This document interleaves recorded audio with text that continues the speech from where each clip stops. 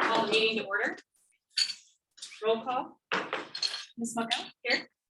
Mr. Olson, Here. Mr. Walker, Mr. Erkins, Here. Mr. Westergaard. Here. Thank you. Are there any changes or additions to the agenda? Okay, seeing none, moving forward. Jim is on an international flight right now, so he's not able to participate either virtually or in person. And Allie, welcome back. Thank you. I know it's probably hard to leave the little new human, but we appreciate you being here. What would you know? So with that, I'd entertain a motion for the approval of minutes of March 16th. So move. Do I have a second? All those in favor? Aye. All right, on to monthly activity and financial report. Anne Marie. Thank you, Madam Chair, members of the board. Adam? Yes, I'm looking at.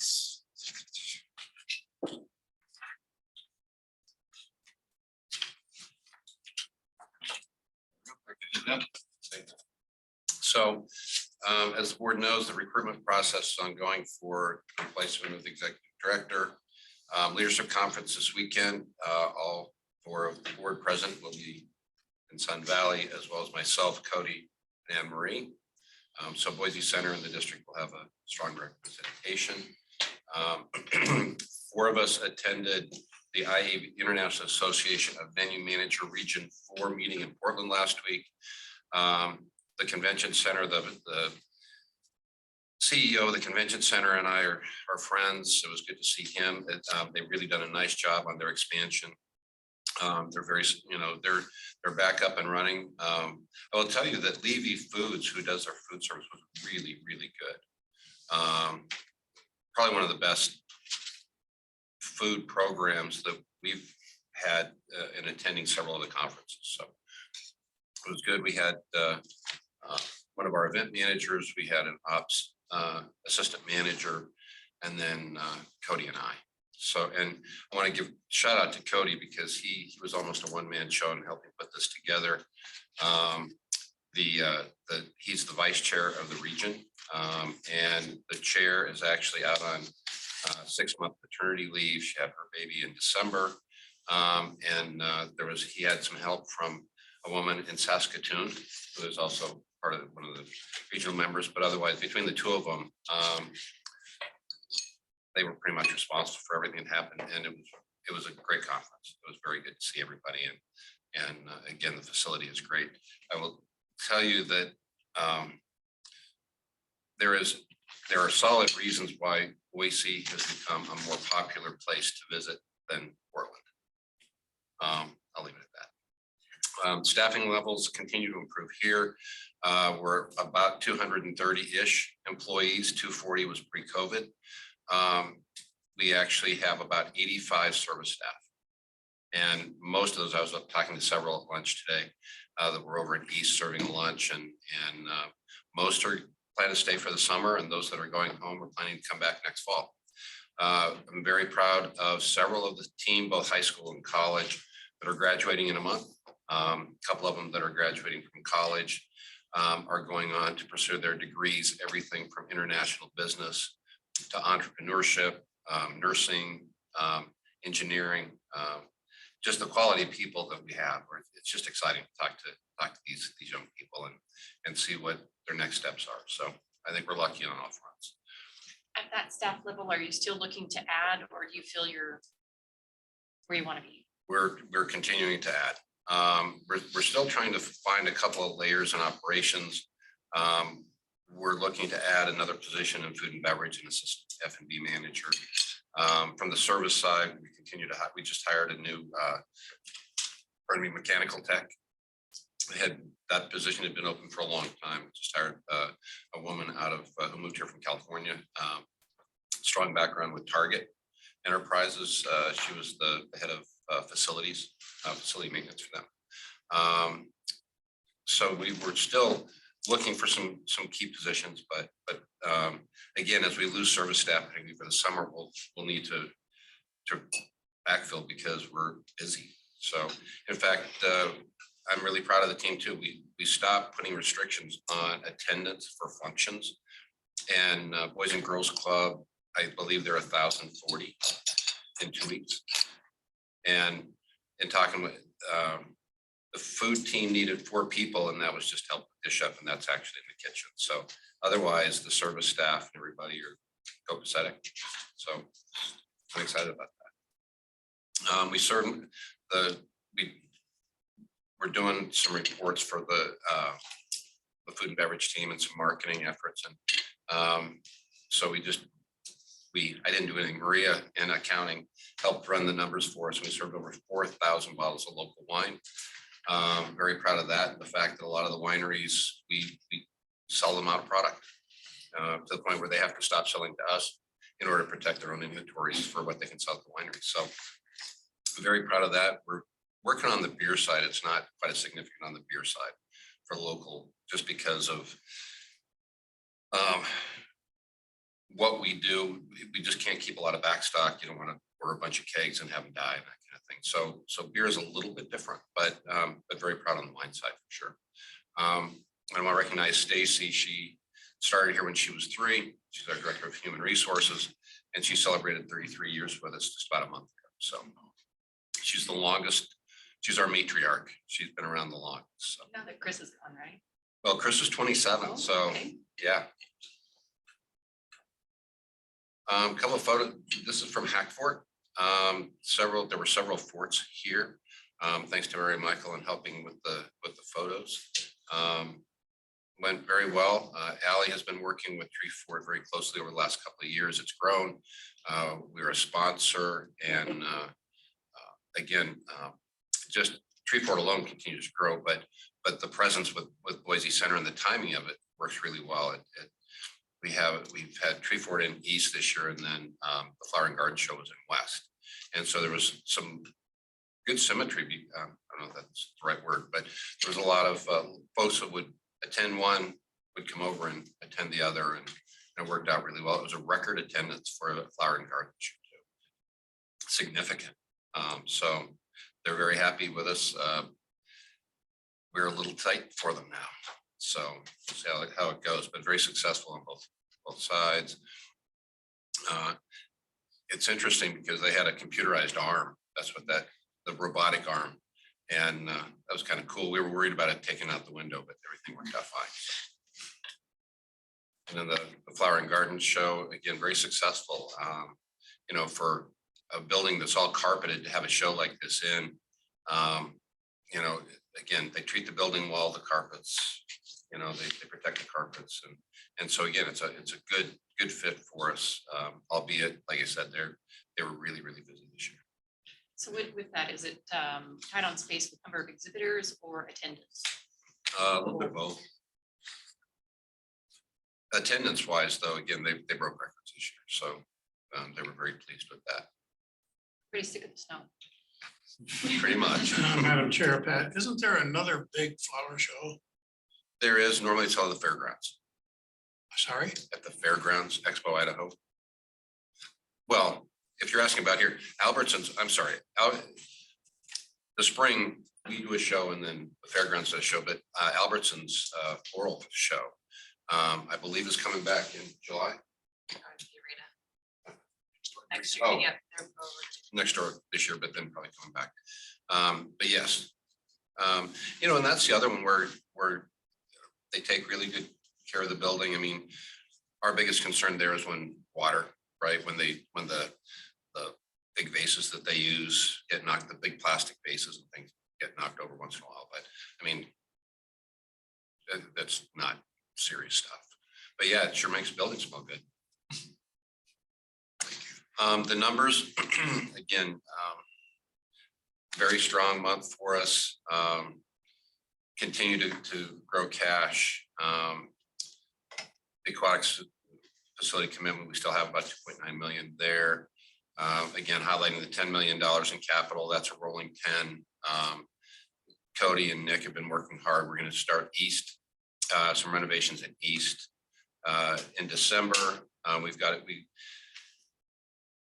Nick had a company come in and they put cables and stuff up into the pipes so that they can check for wear and tear and just any damage or again, particularly wear. I mean, after 30 years, turns out we have some pipes down in the kitchen and in the back service hall that we're going to get replaced the last week of May.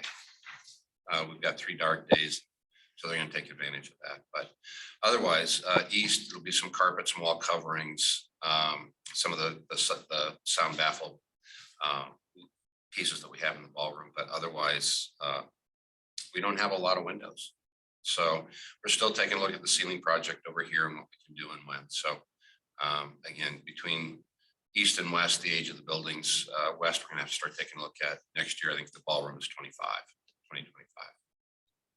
And that's probably gonna be about a $6 million project, so.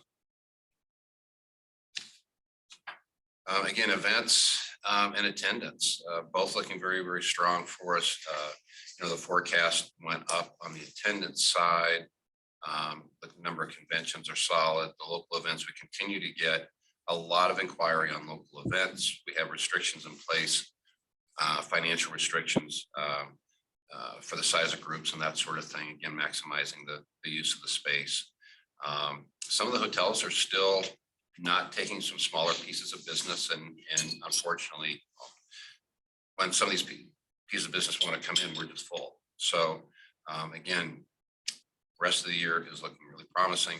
I don't see us, barring some unforeseen circumstance, I don't see anything that's going to preclude us from achieving the goals. Occupancy and ADR continue to be strong. ADR particularly. Demand has been down the last several months. I've talked about that previously. I still think it's timing. Again, we're a year ago, particularly the West Coast, we were still coming out of COVID a bit, particularly on the coast. And this year, again, I think we're just seeing some impacts of that. The new properties are, most of the new properties that are opening are inside the district boundaries. So again, that's not impacting demand.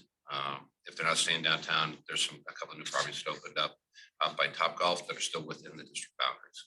So there are some properties under construction just on the other side of on the west side of Eagle Road, north of the interstate. So there's like 2 or 3 properties, select service properties that are going in out there. Don't know how those will impact. And then the downtown properties, I think the Avery is slated for the summer. And the property over behind the Owyhee, I don't think is going to be open until early 25.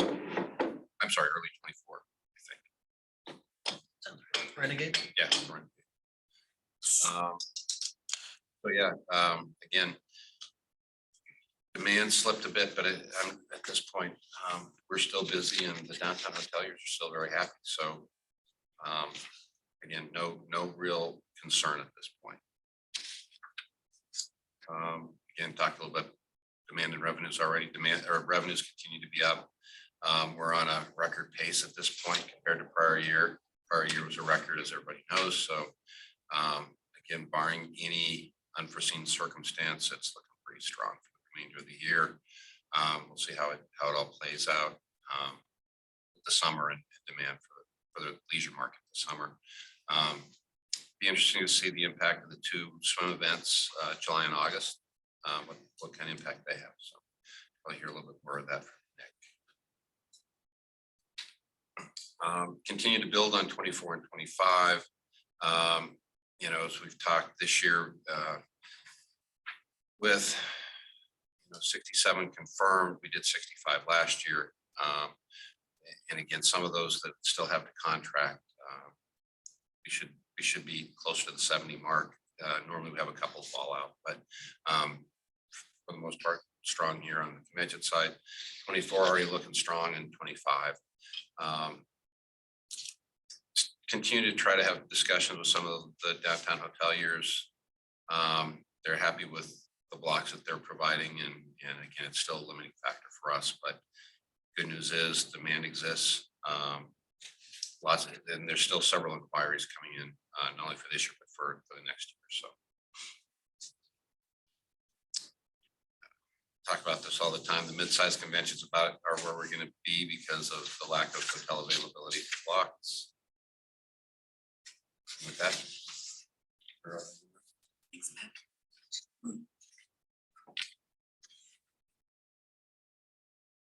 For the month of March, the center had $898,000. I have million up there, sorry, not million. In revenues, yeah, that would have been a great year, a great month. Our cash, we funded $247,000 to the aquatics. So that reduced our cash.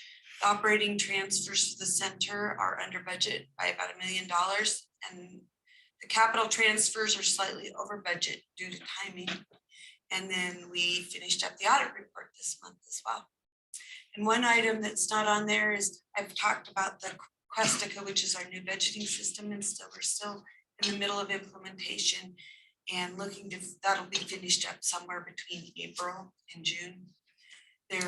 We're with a group of companies and they're implementing this all along. So depending on what rate the whole group moves, it determines when we'll be complete.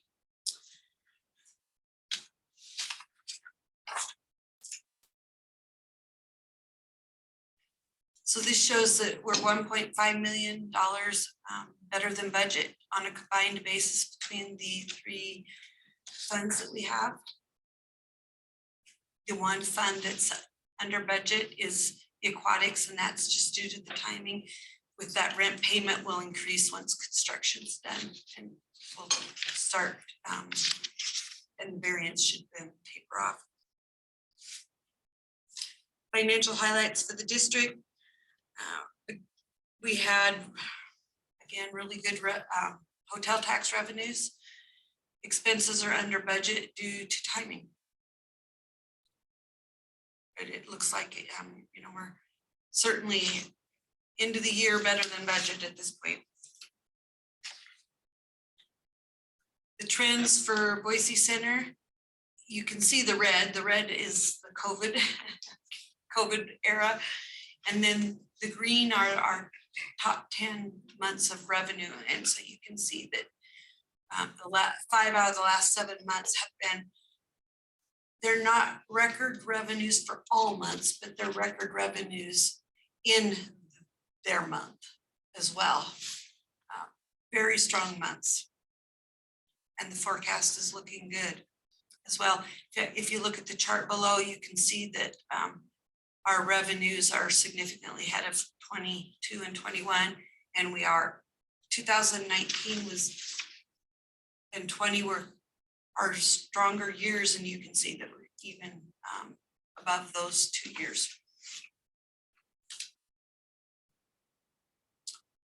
Utilization, we're filling in very well. 1 month, May is looks under. And there was 2 events. We had anime here in 2019. And then we also had backcountry and anglers here and haven't been here for a couple of years. And Art Northwest was one event that is not been a repeat event. So that's May still is below historical levels. The Aquatic Center continue to receive their rent. We funded $288,000 in February, or in March for their February request. The draw for March is going to be $1.2 million. I haven't had a chance to catch up with Ryan yet to figure out what portion of that is ours, but my understanding is that a large portion of that will be ours. So that leaves us with about 2.6 million to fund. I did want to talk about investments just because we had been running some some year-to-date losses because of what's going on in the market. And that reversed last month when I went and looked at today, it's reversed back the other way. So we're back into the losses, but it has to do with the market's expectation for the rates. And we did move another $1 million from cash to investments in March, and I'm continuing to, when interest rates were low, it didn't matter whether you had investments or in your checking account because you got credit for your account analysis fees. But now that interest rates have moved up, we're moving more money over into investments. And so we invested $1 million for like just 30 days, and the yield on that was 4.1%. So, pardon? Would you say the return, excuse me, Madam Chair? The yield was 4.1%. Thank you. So, I looked at it, and $1 million is, a couple $1,000 a month in interest income. So we're doing what we can to increase our interest earnings. Any questions? Back to May, I know, and this would be a Cody question, Pat, is there a chance for like last minute ads to kind of fill in the month? There is, again, we're getting inquiries practically every day for short term. What that looks like, to be candid, not sure. Again, we're trying to manage the space a bit and take business to make sense. I mean, we don't make much revenue. So. And then I know it's just because I get emails, but the state reporting system. Yes. I don't know if you have any updates on that, or if it's. We have some training scheduled. My understanding is the expectations for special districts is not going to be near as strenuous as they are doing for the cities. The cities are actually transactional. They're asking, the long-term goal is for transactional detail in the cities. I'm not sure that the special districts are going to have to provide that level of data. Okay. But we'll have more information as we go along. They have ongoing webinars to bring us up to speed. Questions? Because I know the audit is a separate line item, so I know we can ask that later. Any other questions? Thanks for trying to make us some money with the investment. Get what we can, right? Take advantage. I'd move approval. Do I have a second? Second. All those in favor? Aye. On to other business, moving right into the audit. Jody and Marie Bailey. Yeah, I represent the board on the audit committee. I'm happy to report that the integration of the Eide Bailey team has been spectacular. Audit went very smoothly compared to prior years. All good numbers, and Anne Marie will take it from here. Thanks. So Eide Bailey came in the middle of January and did their audit. We provide them full access to our financial accounting system. It's view only, they can't change transactions, but they have access to our financial accounting system, our accounts payable system, and our payroll system. So they're allowed to go as deep as they feel they need to for sampling. And we have no problem. I guess what I'm trying to say is, I think everybody should feel comfortable knowing that they have full access to whatever they want to look at. And so, but we have a great relationship. We, with COVID, went to a remote audit, and we've taken the finance team to a pretty much a paperless environment. And so we're able to facilitate that remote, and the cloud-based software helps too. And it's all, and they're very knowledgeable about how to do it remotely. So that's been we have a great working relationship, and we appreciate Lee and Abby. So anyway, I'm gonna allow them to present the I audit. introduce Leland and Abby. Some people don't know that. Our auditors. introduce ourselves too. Just leave him, Miller, he's the grand poobah.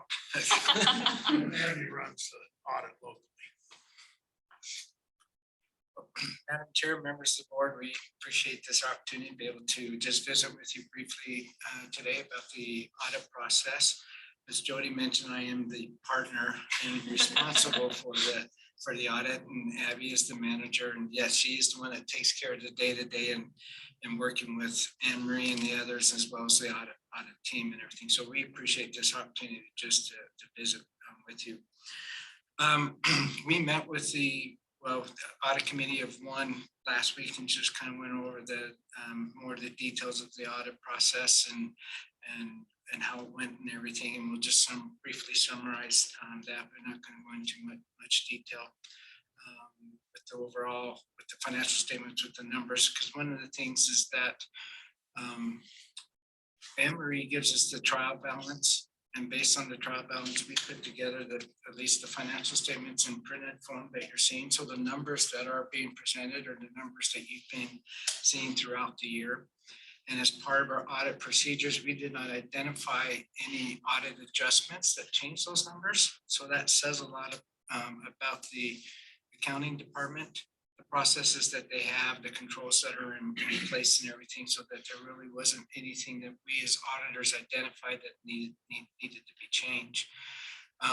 Part of the audit financial statements is a section called management's discussion analysis, and that is prepared by Anne Marie and others within the organization. And that is the section where they describe the things that have changed from the previous year and why did it change.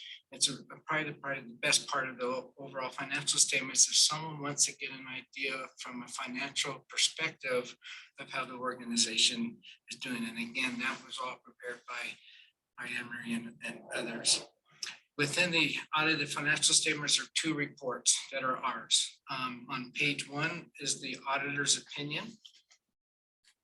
Basically, in a nutshell, that's saying that based on the procedures and things that we have performed, that we are given a clean opinion, or also known as an unmodified opinion, that the financial statement information being presented in the financial statements are materially correct.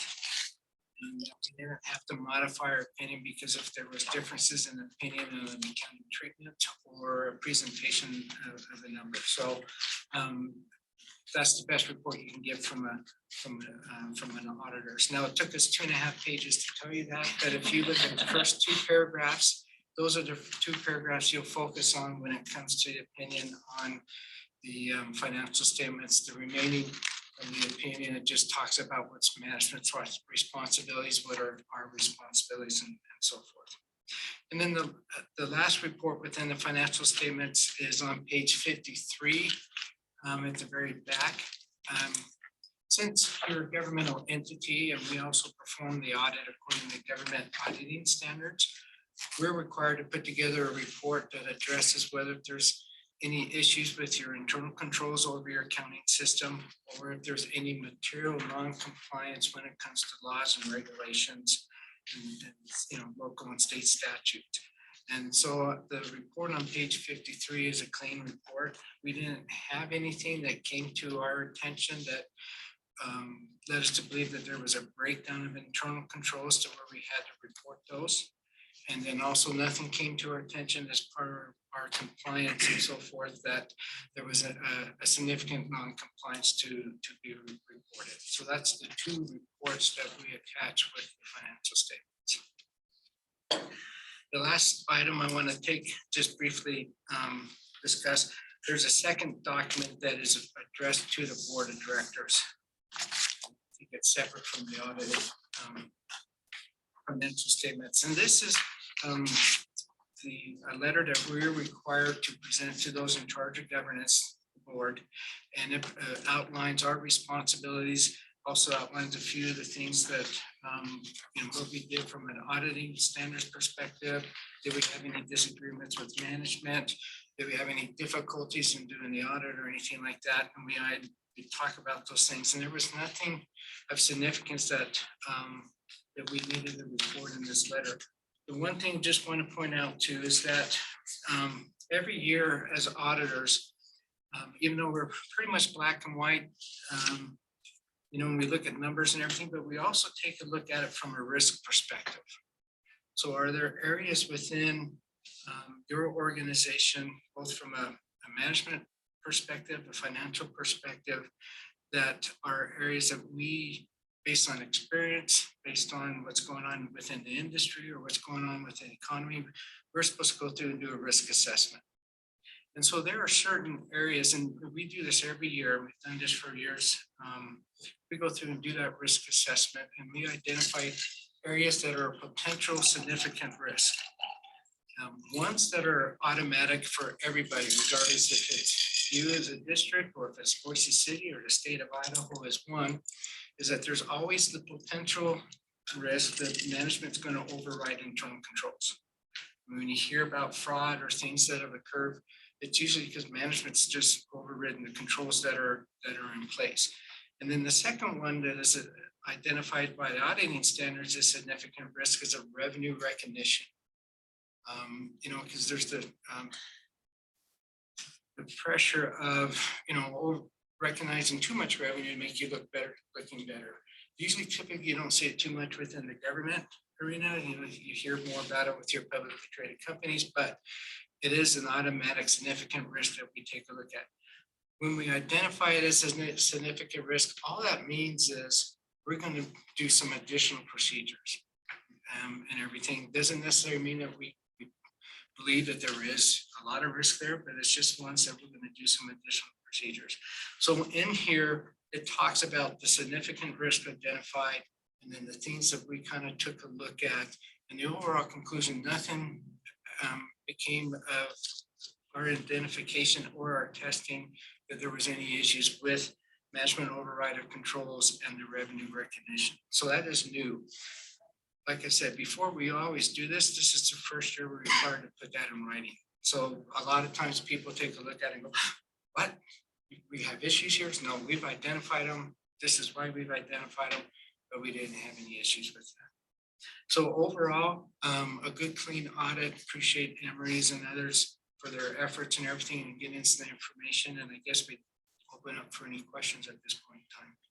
I know when you guys initially came in, you had some suggestions as far as changes and tweaks to the financials and accounting. Do you have any further tweaks that you're suggesting? For this year? Yes. There wasn't anything new or significant. There is a new standard, GASB 87, which talks about your lease accounting. For this year, there really wasn't much an effect of what you've been doing before in the past. However, once the with the aquatic center gets finalized and you have the final lease and you finalize the lease payments, there will be some additional disclosure and stuff going forward. We didn't have any other suggestions for the financial statements that we had for this year, but we're always looking, you know, at others and see what are some best practices. And if we have anything, it'd be more just efficiency or maybe fine tuning a presentation, because sometimes if you get too much in there, that's just as bad as not having enough, because then people get lost and can't understand what's going on. So the short answer is no, we did not. Jody, Anne Marie, sounds like everything's good, so Yeah. appreciate it. Thanks for working on that. And Madam Chair, I Yeah. move approval of the audit report. Second. all those in favor? Aye. All right. Audit's through. Thank you.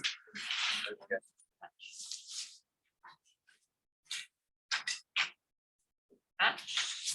Legislative, yeah, you're up. Madam Chair, thank you, Director. I'm here today with Kylie Turner, partner Bill Reberg and John Sheldon. And we're very happy to be standing here without ties on. Session's over. I'll kind of basically just walk through a little bit about what really happened in the session as opposed to what you saw on TV and with all the social warriors out there. They adjourned on the 6th. They ended business on the 1st. And if you remember the last meeting we had here, I said, they'll go to the 1st because they get their per diems paid up to the 1st and their rents are paid up to the 1st. They won't go past the 1st because they don't want to pay rent again, right? So on the first, they all went home. They all came back on the sixth for one vote. They tried to override the governor on the library bill he had vetoed. The governor upheld that, sustained that vote. They adjourned 15 minutes later, literally banged the gavel, the Senate banged the gavel. They came in, they weren't in session for 15 minutes. They adjourned. So that was the extent of, they always stay 5 days after now because the governor has 5 days in order to act on the bill. So if they want to override something, they can come back and override. So they stay in session for that 5 days. And now there's speculation whether they got their 5-day per diem that week or not. No one will tell us, because I always ask. Very interesting year, a lot of hyperbole out there, a lot of talk about abortion, about guns, Medicaid reform, you know, libraries, obscenity in libraries. I mean, that's the stuff you saw in the newspaper. There's 10 members of the Senate, maybe 15 in the House. They're out there kind of working those agendas, if you will. At the end of the day, that stuff mostly doesn't get passed. It's talked about a lot. But the 80 legislators that are there do a pretty darn good job. The other 80 that aren't there just to get their name in the paper and get their next, their next campaign issue out there so they can run for office again. Every year I'm always amazed that when I get to the end of it, they've done a pretty good job of budgeting for the state. And I'll go through that. They passed over 100 appropriations bills. 600 bills were introduced in the legislature, 342 were approved. The governor vetoed 4. They overrode him on the property tax bill, but he took credit for it. He goes, great. They finally did what I said they were going to do there. He goes, the bill they sent me had flaws in it, and they went back, corrected the flaws, sent it back through, and he was happy as heck. He's like, that's exactly. He asked for 120 million in property tax relief. He got 117 million. So he was very pleased with the outcome, although those legislators were screaming bloody murder about that. He stole their bill, stole my bill. That was Speaker Moyle and Jason Monks the last few days, and the governor took credit for all the work we did. It was kind of fun, actually. But when we go through the governor's state of the state, he probably got 98% of what he asked for.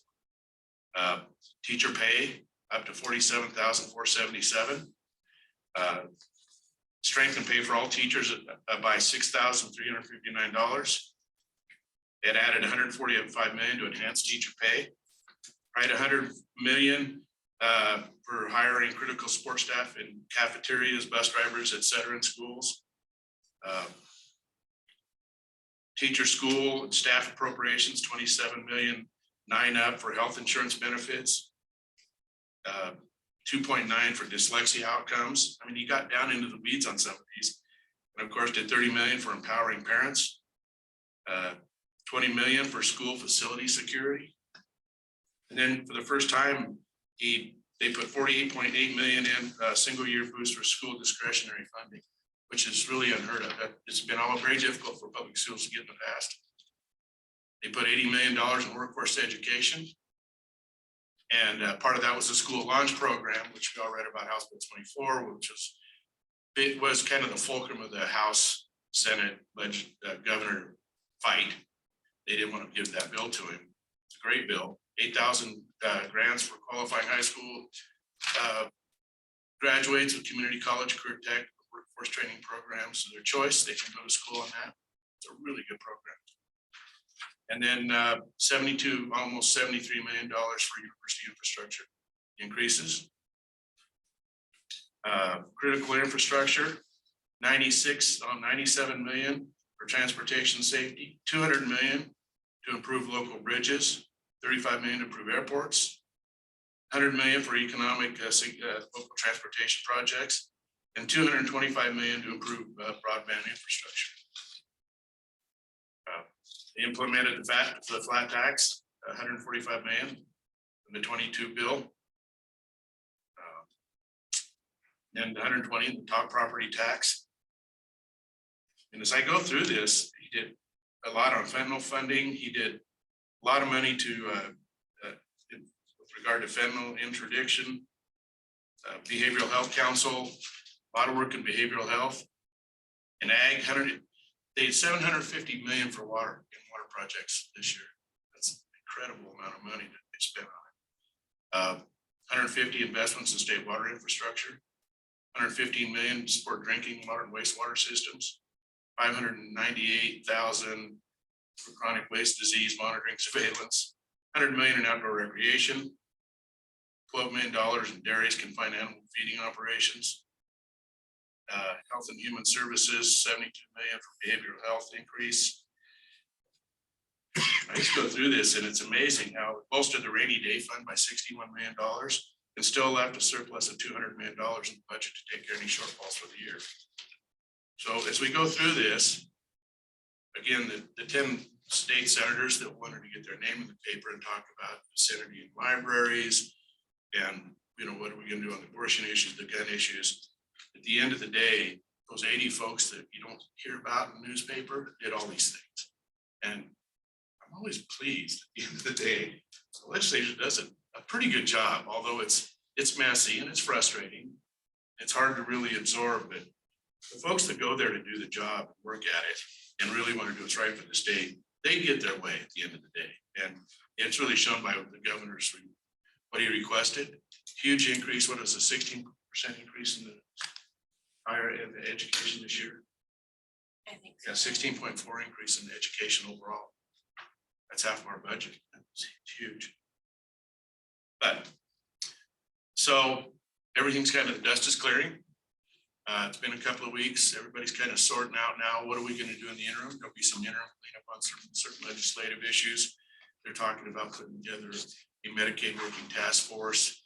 There'll be a natural resource task force on how do you spend the $750 million. Number of these things will be going on here as the interims will probably start up in June, July, and August.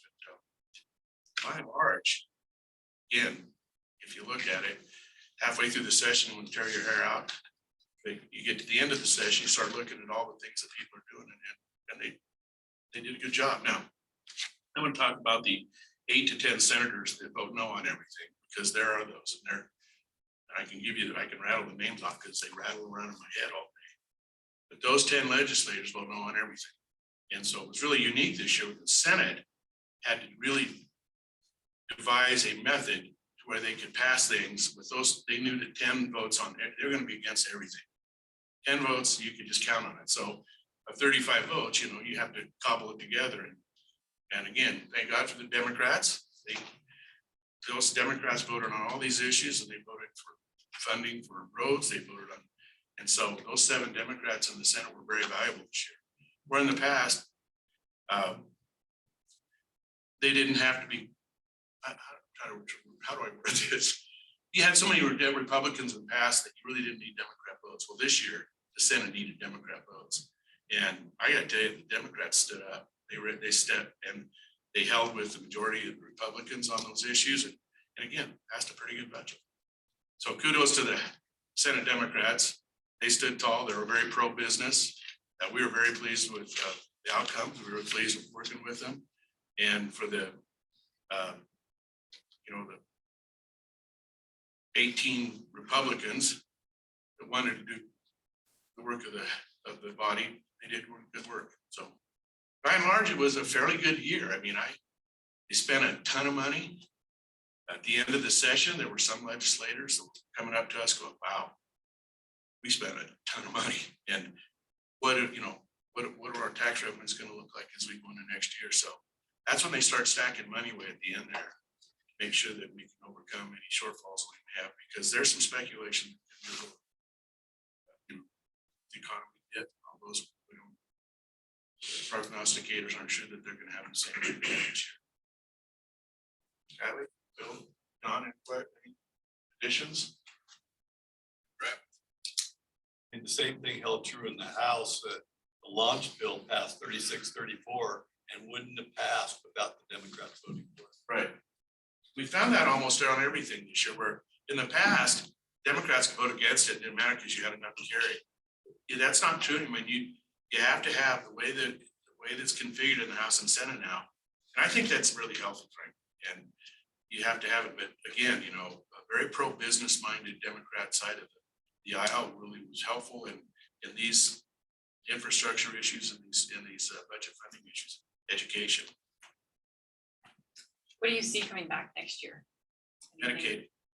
They've got, they claim they have to address Medicaid because when they did the initiative was we have to fund all Medicaid, and they're just figuring out how to do it because that price tag keeps going up and up. It's huge. And they've got to find a way to be able to address that. And I think they're really wrestling with it. They know they have to fund it. They've just got to figure out, part of it is post-COVID, there's a lot of people on the rolls that should be coming off the rolls now. And they're trying to evaluate that. That's how they balanced it this year. They took 13,000 people off the rolls because that's what they predicted who would come off the rolls this year because of COVID and qualifying for Medicaid. If they don't come up, that number's gonna be a lot higher next year. So these are the things they're kind of battling with is how do we deal with this post-COVID Medicaid expenditures? It's gonna be huge. I think that's gonna be school funding, the PSAs. Yeah, I was gonna add also the drag bill, obscene materials. I think those subjects are gonna resurface Yeah. next year because they didn't get a resolution to it this year with the governor vetoing the library bill. But I think what we'll see less of is the private right to action clauses that are being inserted in legislation to allow private individuals to sue, you know, whether it be a government entity or a private entity, to create a right for them to sue civilly. The governor clearly made a stance that he wasn't okay with that legislative direction. So I think we might see less of that next year, but we'll still see bills trying to address the obscene materials Yeah. issue. And next year is an election year. Yeah, that's the other part. Next year's election, there's usually a lot of this stuff coming out. All these folks that they're running, they're gonna try to, you know, be able to say, look what I did, you know, and they'll be appealing to a small audience. It'll be a primary audience, the primaries, and that's gonna be appealing to that sliver in their district that they can carry them through a primary. So, but to the civil action, that's a really good point. Thank you for bringing it up. We start seeing a lot of that, you know, $2,000 fine to a librarian if, you know, she gave a kid what they consider to be an obscene book. And that's what's happening. And I have all these civil penalties attached to everything. And that's something we haven't seen in the legislature. I think the governor made it real clear at the end. He's like, you know, I'm not running civil actions. So I'll be curious to see how they want to address that. But that's what we found from, I don't want to call them the far right anymore because they're really not right. They're exotics. I'm stealing that term from Congressman Mike Simpson, that's who he refers to is Freedom Caucus, and the House is the exotics. And they're really not of any party. They run as a group and they're just out there bantering social issues constantly. Politically, where are they on the spectrum, Phil? I mean, Establish their own position. yeah, it's really interesting. We don't, they're really nothing. They're just out there, you know, out there again, being social warriors.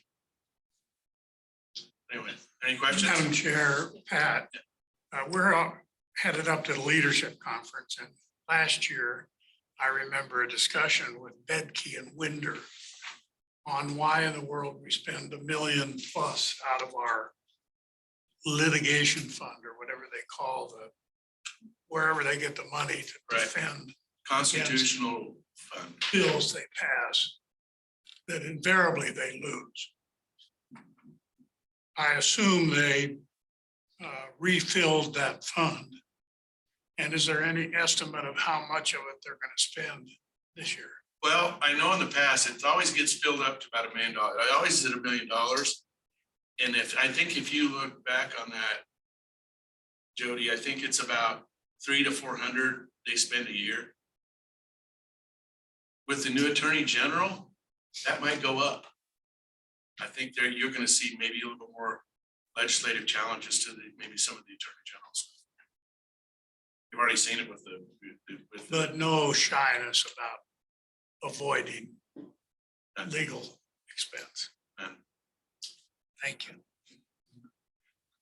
I wish I had a different answer for you, but that's the answer. Any questions? Madam Chair, I have one question. What happened to the bill that was intended to regulate state entities from sponsoring and writing grants?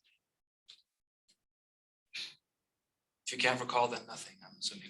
It got modified that the governor got limited to the agencies that are under the governor.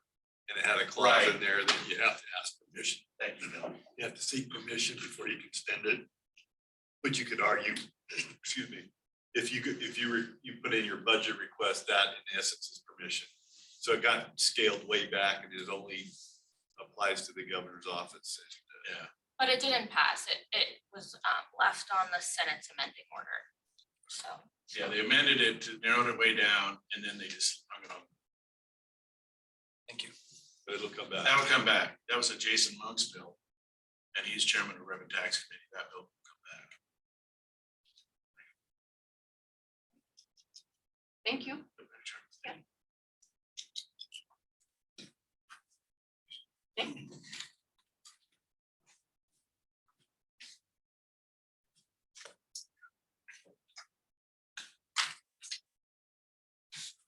Madam Chair, board members, thanks again for having us. First and foremost, we are close. We can see the light at the end of the tunnel here. So before I move forward, and I'm sure Ryan, who wishes he could be here today, but is in a meeting with potential donor, would say as well, a very sincere and heartfelt thank you to everybody who's here and who's been involved in the last 26 months here of this project. Mr. Rice, Madam Chair, Mr. Olson, High Clock and his family as well, who helped push this forward. It's taken a little bit longer than we would have liked to have taken. It's taken longer than we thought, but we can see the end. We are almost there. Asphalt for the parking lots was put in Monday before the snow, so that was good. We got that in. Start painting the lines in. Landscaping starts tomorrow. Chemical storage building and the pump rooms are finished tomorrow and ready for first chemical deliveries next week. Pool lights installed inside the pool on Monday and are sealed. Biggest hurdle here is we will fill the pool starting Wednesday, 4/26. So next Wednesday, there'll be water going into the pool. Going to the main pool, the competition pool, the 50-meter pool first. They'll fill that up to about 5 feet deep. They'll leave about 1.5 feet left, and then they'll do all the cleanup around the deck. They have to shave down some of the concrete and expose some of those sleeves for the starting blocks and flags and all these other things. They'll seal off the grates for the gutters next week as well. And they'll finish filling that pool and do the same thing on the smaller pool. The smaller pool obviously takes a day to do all of that stuff. It'll take a couple of days for the main pool. The movable bulkhead wall has been built and is going into the pool on Monday. It'll go on its tracks. The other side of the pool the head wall has been built. The doors and everything have been installed, delivered, installed. The pool will be fully closed up starting Tuesday of next week. So anybody wants to take a visit up there, we'll need a phone call and an appointment, all that stuff. Locked up, fully closed up starting Tuesday of next week. Bathrooms, locker rooms, everything is done, just cleaning now. It is rather dusty, as you can imagine, with all the construction going on up there. Programming continues to fill up. 155 kids registered for swim lessons this summer, 45 kids registered for private swim lessons, aqua fitness classes being filled, and the competition pool spaces for most of the summer days is already all rented out. So we are telling some local places that we don't have space. High school season is we don't have anything for anyone at school teams. It's a good problem to have, but it's also tough to tell people who have been looking forward to this that they just don't have space right now.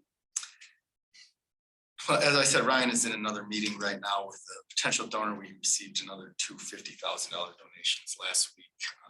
Not the numbers we're looking for. We're obviously looking for bigger numbers, but we're closing that gap and continuing we'll continue to close that gap. A lot of it looks like it's gonna be on the programming sponsorship side. We're more willing to sponsor swim lesson programming or scholarship programming than capital campaign at this point. So we'll continue to do those meetings and pursue those any and all opportunities there. I don't have a set opening date yet, but it will be next month. And hopefully it is before your next meeting here, but it'll be around that date. Nothing set in stone right now. There's still a couple things we're sort of hoping work out and some a little bit earlier it could push us. No, we are going to be ready to open those doors next month. Give people water. So we are excited. Hope you guys are excited. I know Mr. Rice is excited, and once we have sort of a set date, we are up at CM on Monday. On the site for a site visit with CM and the architects and everything. Once I have a set date, we will get in touch, obviously, through Mr. Rice or through yourself, and get you guys enough notice to make sure that everybody can be up there as well. HVAC's installed. HVAC is installed. Everything is, waiting on one electrical panel, and that is being shipped on Monday. And as I said to Mr. Rice earlier, the CM company has called them and they're putting a tracking device in the box so that we can see it from the moment it leaves the warehouse until the moment it gets to the pool site. Any other big things, or is it really just punch list? Just punch list stuff. May 1st, the video board people come up and install that video board. That's the last big thing. It's here. They just have to come up and install all that stuff. So that's the last big thing that'll go in. That's great. So Anything else on programming side or any other swim meets that you're going after? no, I think the last meeting we had said we had gotten the 2025 sectional meet, which will happen in March of 25. Everything else gets sort of put on hold now until September. There'll be another USA swim meeting with the zone. And that's when they'll start opening up summer of 2025 and spring of 2026. So other than that, we're sort of in a holding pattern here for the next few months. I know my kid was one of the ones who. We saw that. We're very excited. We can't wait. Yeah. What time are you gonna start filling the pool next week? I'm hoping 9 a.m. Let me know. I'll let you know as soon as I know it's the they call the fire department and they come out with the hydrants. Oh, really? Otherwise we'd start filling it next week and we'd be done in July. It would take a fairly long time. Both pools are 865,000 gallons of water combined, so it would take a lot of time to fill these. That's cool. People see. Questions? No? Thank you. Thank you, We're guys. excited that we can see the end. and Yeah, absolutely. I We're think everybody's thrilled excited to and get out there and see the finished product, so. thankful for all of your help and everything, making sure that this came to the city and to the community.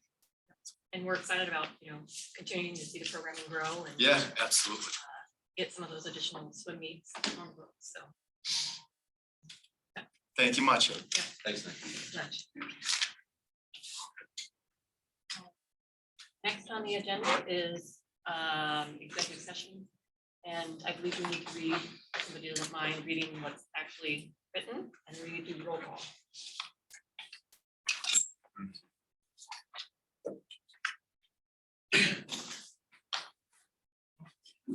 Executive session pursuant to Idaho Code 742061A to consider hiring an employee wherein the respective qualities of the individual or to be evaluated in order to fill a particular vacancy or need, to consider the evaluation, dismissal, or discipline of, or to hear complaints or charges brought against a public officer, employee, staff member, or individual agent, or public school student.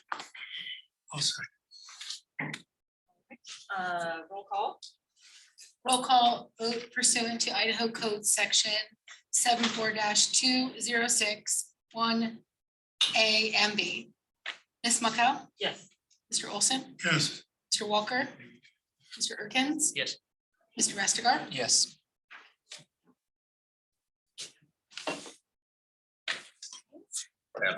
Stop recording. Yes.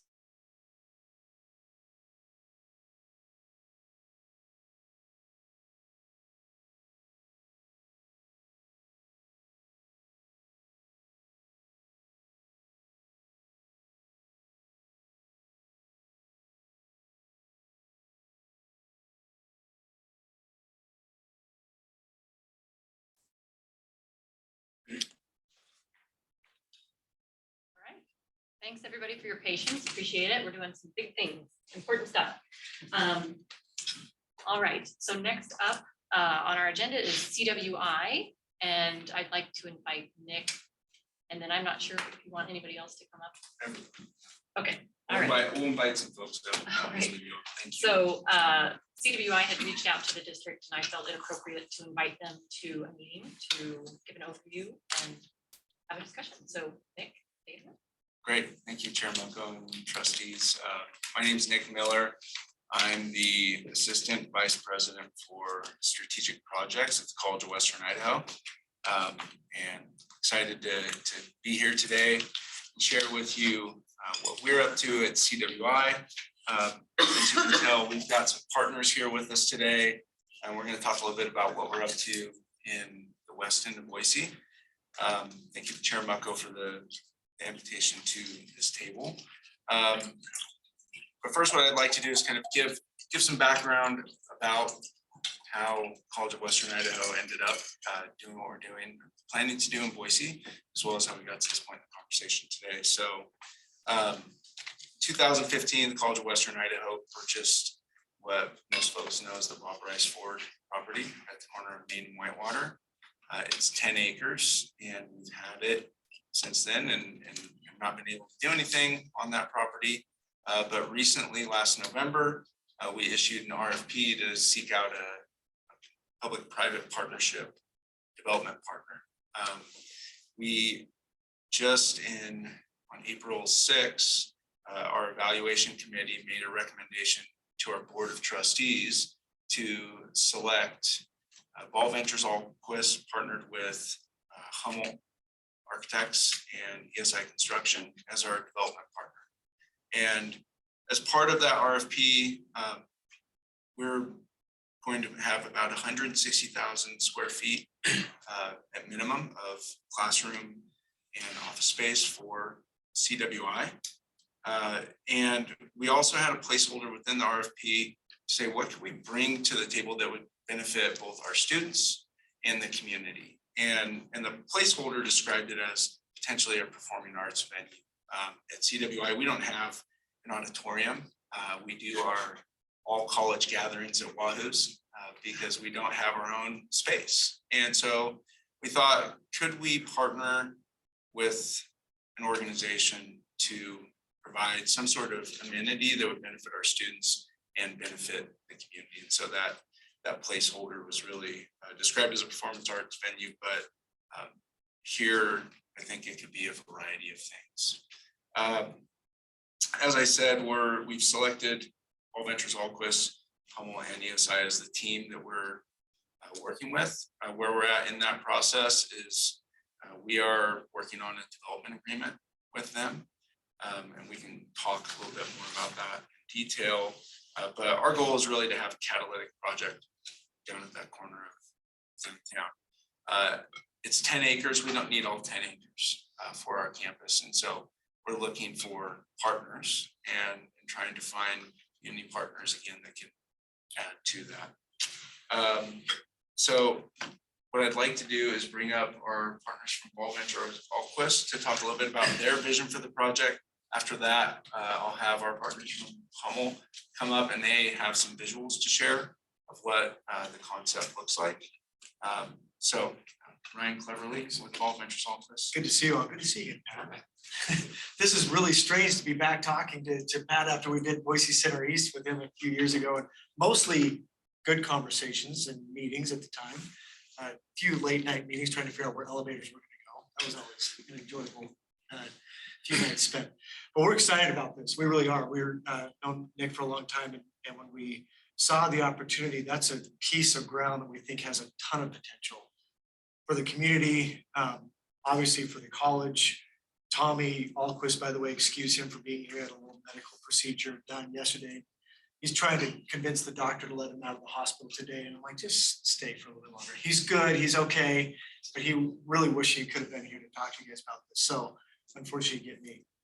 So our vision really has been, what can we do for the community to make that site something more than it's been? I mean, I grew up here and watched it as the Bob Rice dealership for years, and now to see it with nothing there is kind of disappointing.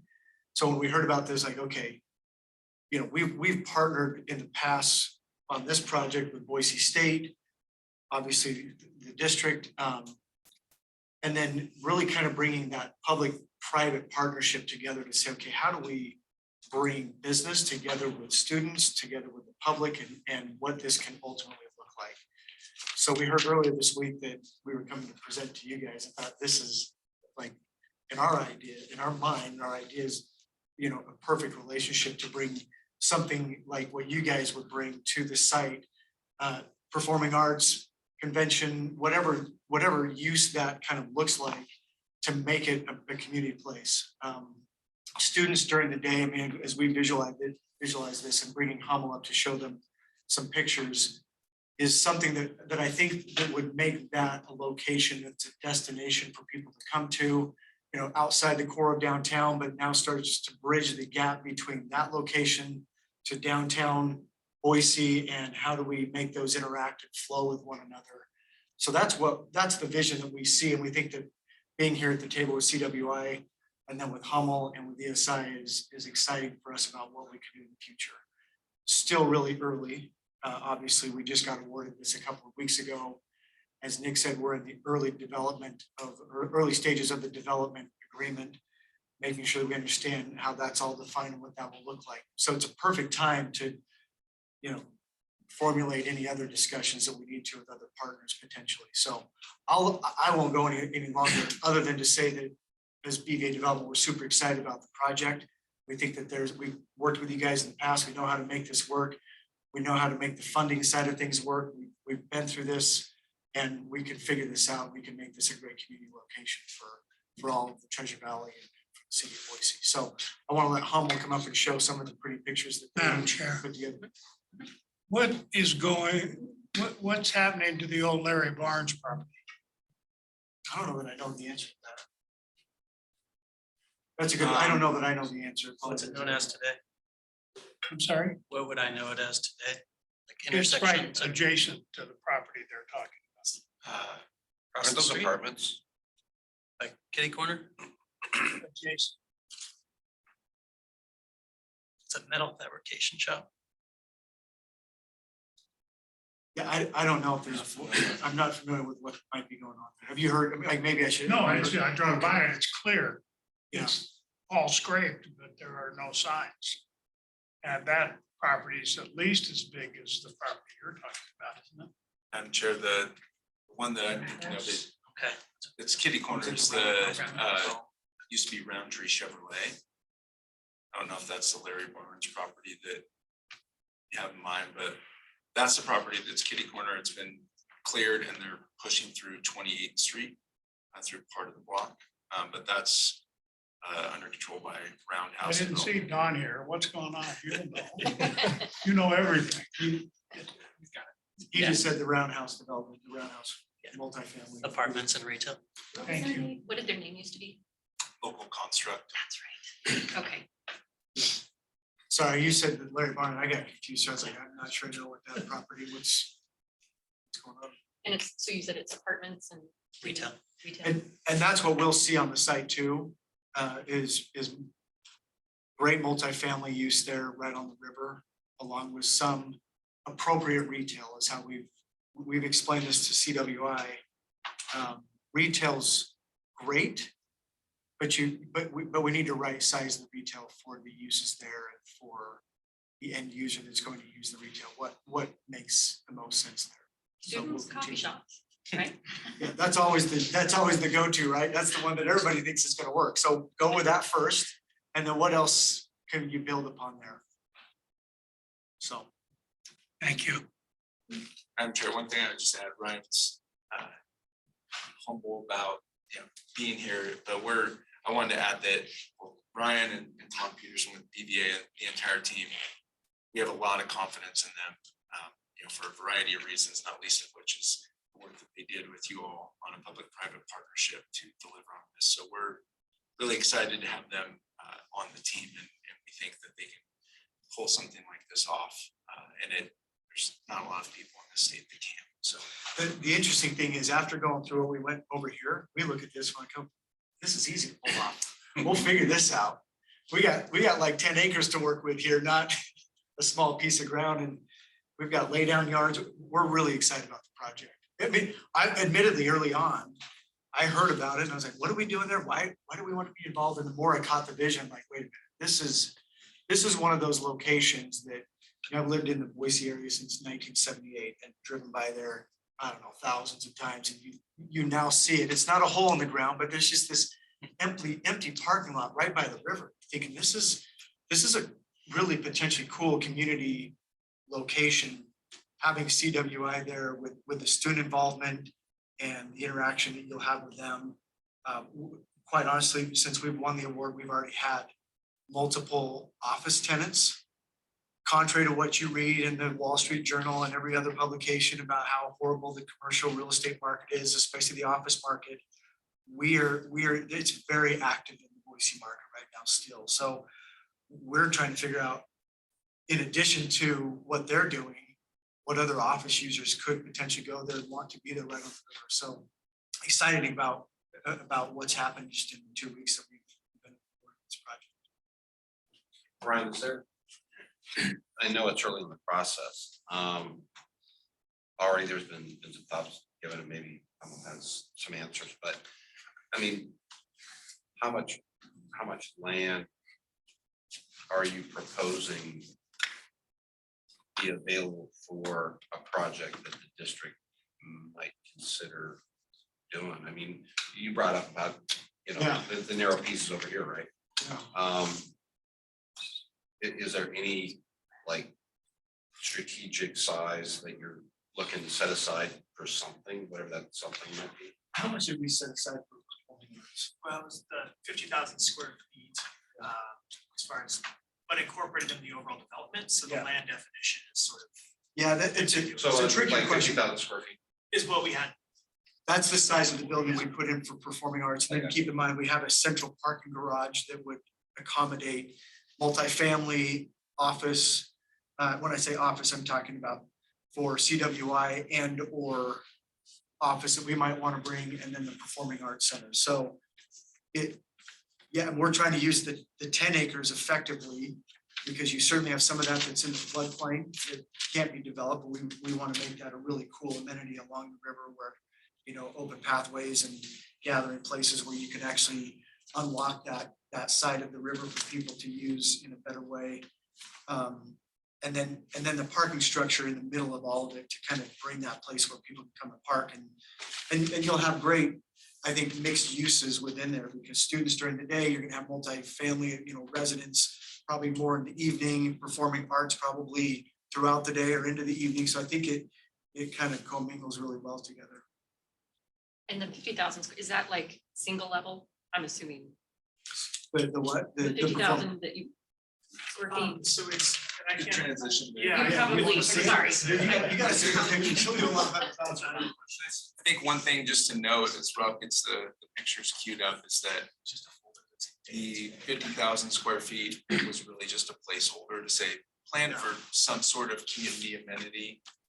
And so much like the discussion that we're having here, this is all very much preliminary and exploratory. So I don't want to anchor any of us to, okay, it's 50,000 square feet and no more, no less, because as we begin our site plan, and these folks have done an amazing job and they want our selection, but this will morph, right? And so we like what we see, but it'll certainly change over time as well. Our needs, and potentially if you all were to join us, your needs will as well. Great point. Thanks. So I'll turn it over to Rob Houston. I don't know if you've got the. Is that You're actually what in front of me. what that is? Perfect. Green button. Green button, awesome, thank you. Thanks. Yeah, so what we're looking at here is what we put together for that RFP response interview with College of Western Idaho. And as Nick said, a lot of flexibility there, right? We made a lot of assumptions across the board, informed assumptions, we'll say, but this is kind of where we're at now with this. I'll kind of run through overall, show you guys what's there, then we can kind of dive into anything you're interested in. So here's the overall site. Whitewater Boulevard, kind of off to the right, Main Street on the left. We've got the two CWI buildings. The first one on the left is seen as the first building, that initial approximately 60,000 square feet. And then the second one on the right is an additional 100,000 square feet. Back in the distance, there's the three residential towers that we've got. We went in the tower orientation to preserve the overall land and create this sort of elevated plaza space. We carried an overall concept through here, sort of pulling the greenbelt across the site, creating this green to urban gradient and really leveraging that proximity. And as the rest of this, the West End grows, I think that importance is going to strengthen itself. Seeing this as really a catalytic development, great opportunity for all parties involved. So in order to kind of pull that green across the top, we had to think sort of differently about a number of things, but one of those was the overall parking strategy. And so we chose to elongate, kind of stretch the parking across the entirety of the site, create in three different decks here to create an overall elevated platform that actually ends up meeting the second floor of each building. The first floors that front Whitewater and Main, nice, possibly the coffee shop, other educational functions. That's also where we do have the potential sort of front door off of Main Street for right here. So on the left is call it the South Tower. The lower level of that lobby space kind of projecting out is where we had seen sort of the front door for a performing arts venue. And then on the right, CWI, and then a parking access mid-block here, and then there's an additional one that aligns with Idaho Street off of Whitewater. And then looking up at the plaza level, so this is sort of a view from Skybridge that would connect the two College of Western Idaho buildings, looking out over that elevated plaza. And that green space in the center there is conceptualized as the performing arts venue, but more the performance portion of the performing arts venue. There's a lot of back of house, possibly some, I guess this all depends on exactly what the program is. This was us making a bunch of assumptions as stated before, and envisioning that as sort of standalone outside of the building footprint, but a lot of the other programs could occupy the building footprint itself. So this is that raised portion of the parking? Yes, structure, is that exactly. correct? Yeah, so this is corner. Oh, yes, it is. And then below this, there's the parking levels. So this is raised up. There's a plaza or a couple different kind of tiered and ramp systems that get you up to that upper level. And then we chose to manipulate, or we're looking at manipulating the roof of that performing arts venue to come down and meet that plaza space, sort of act as an extension. That allows for kind of this nice open view corridor from the rest of campus, this overall open field, and also some extra habitable space up on top. Then we did look at, a small lobby up on the plaza level, maybe sort of a catwalk that connects down to a two-story space down in that main entry level. And then around on the backside, so we have Main Street on the right, the Greenbelt sort of behind us here. With the proximity to the Greenbelt, there's just a tremendous opportunity to engage that space. We were looking at an outdoor amphitheater space that can correlate with that performing arts venue, and possibly there's an opportunity even for, this could be used as a standalone function, possibly sort of the back of the stage opens up. You could have, on the right performance setting, this great backdrop that's just kind of the river frontage. In another case, you could maybe flip the stage and look out and work towards the amphitheater itself. To the left of the performing arts venue, you've got some commercial space to be defined. Probably not another coffee shop, but something that correlates really nicely with that Greenbelt activity.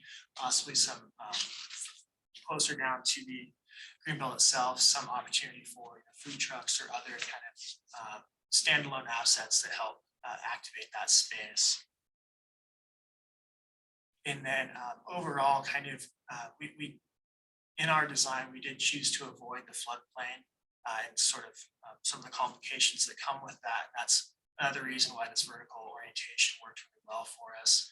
But that also allowed for a lot of green space to be retained out in front. So kind of this park-like space, creating this gradient across the site, kind of landscape, green space to a little bit more hardscaped and working up towards that sort of urban plaza feel. And then just looking if you were to be coming from the green belt towards the performing arts venue, which is on the right here, that outdoor amphitheater, the commercial in the middle, it's kind of how that might look and feel as you start to approach it. Has really strong visual presence. And in this design, we did choose to sort of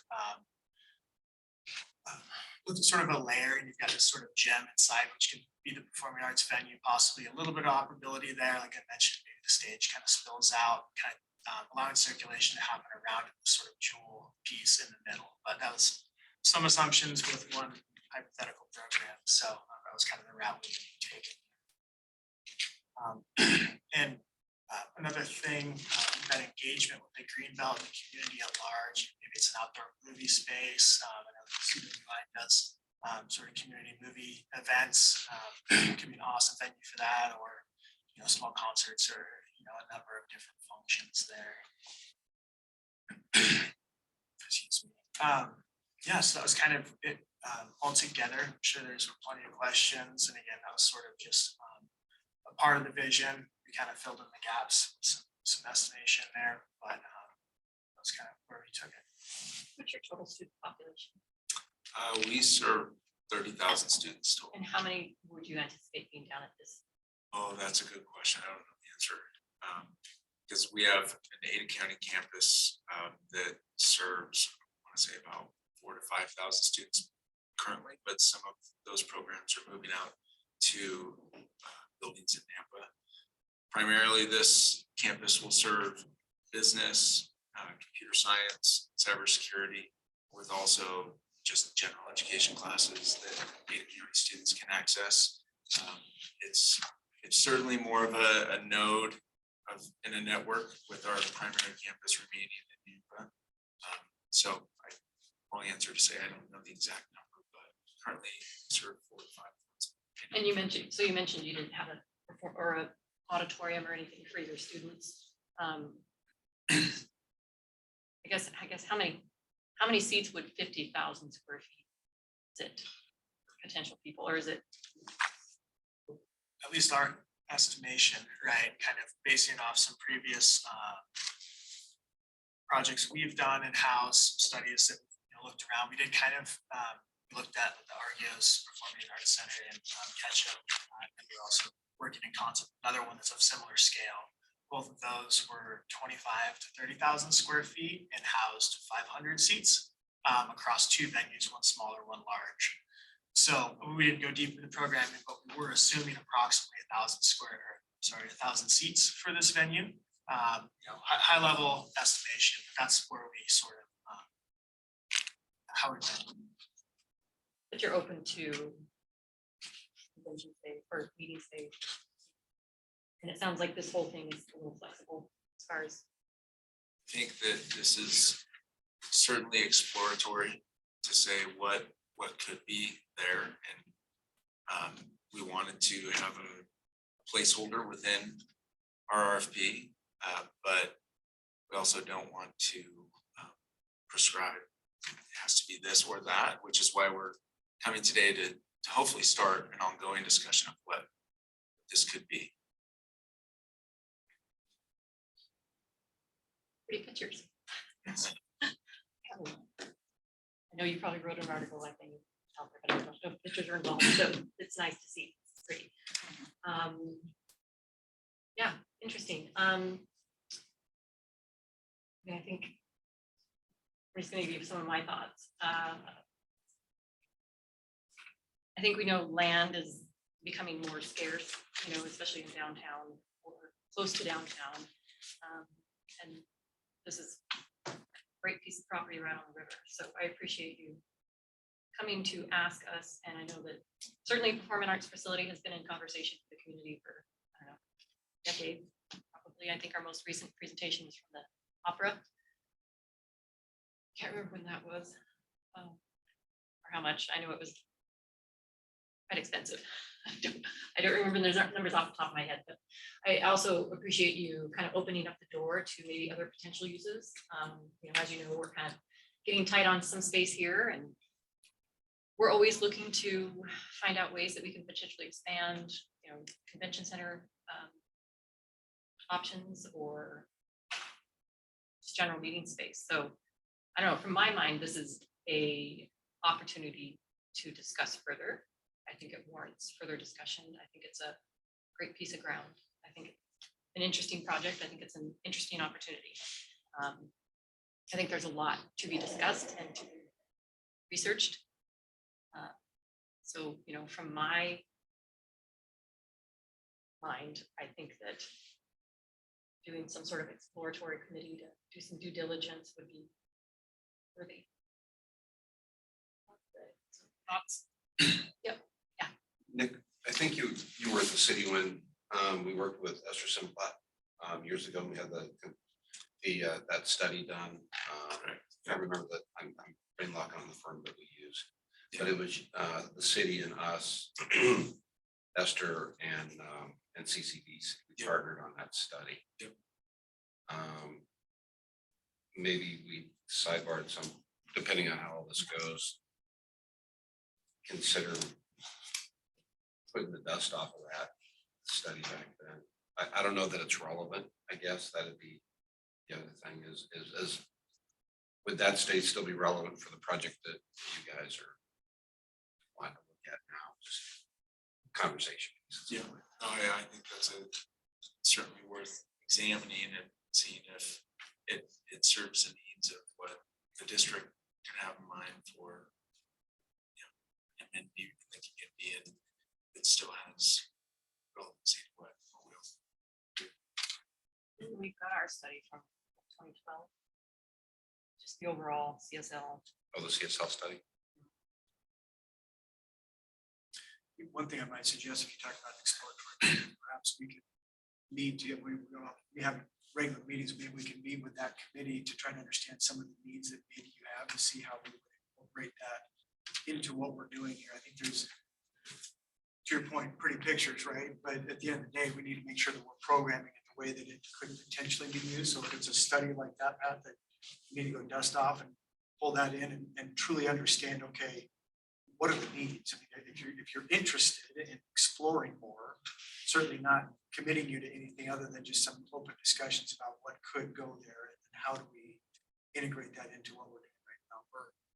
We're in early stages with one of the differences between what we presented and the others is that we didn't bring a multifamily developer with us because we wanted to keep that open to what's the right multifamily developer, what's the multifamily use that would be best fit onto this site. And so we're open, that's my ultimate point. We're open to discussion right now. We love what we're presenting here, but we need to make sure that we're getting the right people at the table early in the discussion. So your point, if we can have that, if you guys have a community you want to put together, we can have those discussions, that'd be great. And just have multifamily, does that mean students or does that mean No, single? I mean, certainly students could live there if they wanted it's just- to, but it would It's just not be. student housing, it's not. Student housing. Madam Chair. Yeah. But Anne Marie, when do we get our bonding capacity back to full? And work through those bad 2020 years? It's, I'm thinking it's 2020. Believe it's a 3-year rolling average. Yeah, it is. Sorry, Adam. It's a 3-year rolling look back, so 3 years out from 2020. So is it at the end of 23, beginning of 24, it drops off? You probably need your financials through. Do you all have a timeline set up yet? Or are you still too early in the development agreement to kind of figure out that? I can speak to CWI's goals to have our campus open for the fall of 26. To be phased. And so we have an initial 60,000 square feet that we would need for existing facilities. That's our own needs. think it will largely be driven by the developer. The rest of it, Chase, will be when everybody decides to start lowering rates. No, in all Put this on seriousness, the shelf. it really is. I mean, you consider multifamily in market, and there are groups out there that are hearing that kind of a date of, fall of 2026 open for the college, and we're backing into, okay, when do we start? And they're thinking now, let's get the design going. So they're excited about it, because when you really think about inventory coming online in 2026, there's nobody thinking about that right now. But if this is inventory that they can have in that year, you could see a lot of it get done then, but some of it will be economic situation that we find ourselves in too, and what they feel comfortable with. That's the goal, is get that done for them. But we're programming to other office and then multifamily. So maybe it all comes together then, but some of it will just be market driven on when it makes sense for a multifamily developer. I don't think we want to go super long after that if we can avoid it. We just don't. It doesn't make sense to have them in and also start tearing it up right after that. Like, to the extent that we can get it done at the same time, that'd be better. You have to do a lot of mitigating for the floodplain. I know you mentioned that, because you're doing grass and stuff. Yeah, our design does avoid it altogether. So the hardscape and landscape is the only thing we need in there. It'll be that close to the river, water tables.